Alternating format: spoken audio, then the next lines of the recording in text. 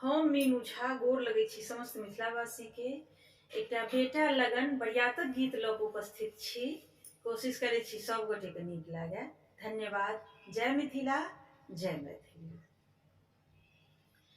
पाकल पान केर बिरिया लगाओल, नगर में पड़ल हाहाकार हे। पाकल पान केर बिरिया लगाओल, नगर में पड़ल हाहाकार हे। आबथु देवलोक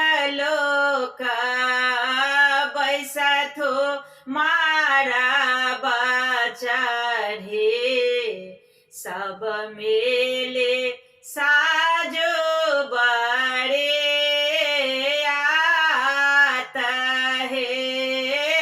आबथु देवलोक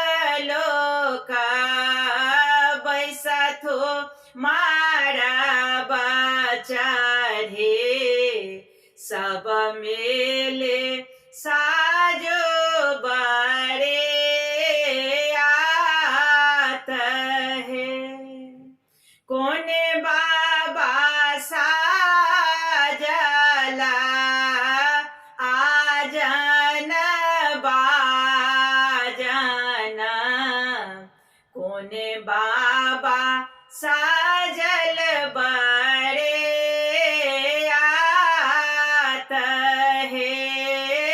कोने बाबा साजल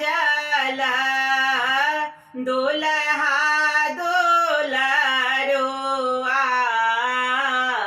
झलकैत जात बड़े आत है। बड़का बाबा साजल हाथे ओ घोड़ा, मझला बाबा साजल बड़े आत है। छोटका बाबा साजल दुल्हा दुल्हरुआ,